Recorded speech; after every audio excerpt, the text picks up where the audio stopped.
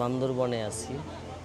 পৃথিবীর অনেকগুলো দেশ ঘুরলাম, কিন্তু আমাদের দেশে এত সুন্দর একটা জায়গা আছে, এটা আমার না দেখলে বুঝতে পারতাম না।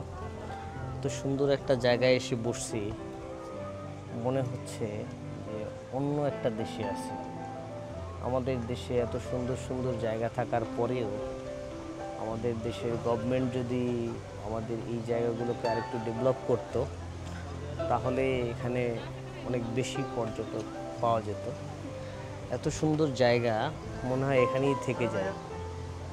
আমরা 5 জন গতকালকে আসলাম, আজকে সকাল থেকে বিভিন্ন জায়গায় ঘুরতেছি, এবং এত সুন্দর জায়গা থাকা সত্ত্বেও আমাদের শুধু কমিউনিকেশন ব্যবস্থা ভালো না থাকার কারণে, সেফটি সিকিউরিটি ভালো না থাকার কারণে আমরা এখানে আসতে পারি না।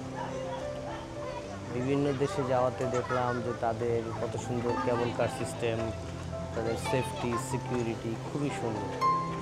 আমাদের দেশের গভর্নমেন্ট আমার মনে হয় স্বাধীনতার পর থেকে এখন পর্যন্ত যদি পর্যটন খাতের দিকে একটু তাকাতো, তাহলে আমাদের দেশে অনেক ফরেন ট্যুর মেম্বার যারা আছে তারা এখানে এসে ঘুরতে পারত।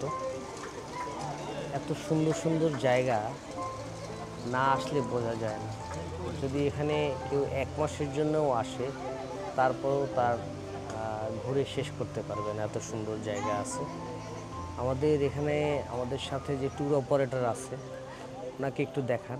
এই যে শিবলি সাদিক, উনি এত বছর যাবৎ ট্যুর অর্গানাইজ করে।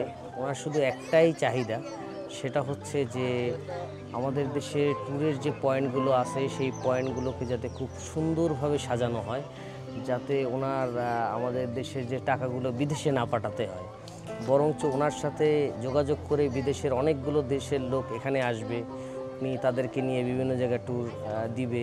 তাতে আমাদের দেশের একটা ইনকামও হলো, আর ওনারও পকেটে কিছু টাকা আসলো। তাতে হলো কি, আমরা ওনার কাছ থেকে মাঝে মাঝে কিছু ফ্রি ট্যুর নিতে পারলাম। উনি যেহেতু আমাদের পরিচিত মানুষ, উনি অনেক এক্সপিরিয়েন্স সম্পন্ন মানুষ, কিন্তু ওনার লাইফে একটাই চাহিদা যে আমাদের দেশে এত ট্যুরিজমের স্পট থাকার পরেও কেন আমরা ট্যুর, সুন্দর সুন্দর ট্যুর অর্গানাইজ করতে পারতেছি না। এত অল্প টাকার মধ্যে এত সুন্দর ট্যুর করা সম্ভব, অথচ আমরা কোনো বিদেশি বায়ার যারা আছে তাদেরকে নিয়ে ঘুরতে পারতেছি না। বিদেশে যেরকম নেপাল, মালদ্বীপ, সব জায়গায় দেখি কত ফরেনার, ইউরোপ আমেরিকা থেকে প্রচুর লোক আসে, আর আমাদের দেশে এই যে ঘুরতেছি 2 দিন যাবৎ, কোনো ফরেনার খুঁজে পাচ্ছি না। এর পিছনে একটাই রিজন, আমরা তাদেরকে সেফটি সিকিউরিটি ভালোভাবে দিতে পারতেছি না, এবং আমাদের এই সুন্দর জায়গাগুলোকে আরেকটু সুন্দর করে রাখতে পারতেছি না। তো আমি চাই আমাদের দেশের নতুন গভর্নমেন্ট যে আছে, তারা যাতে অ্যাটলিস্ট পর্যটন খাতের দিকে একটু ভালোভাবে গুরুত্ব দেয়, তাতে দেশ এবং জাতি দুইটাই উপকৃত হবে বলে আমি মনে করি। আসসালামু আলাইকুম।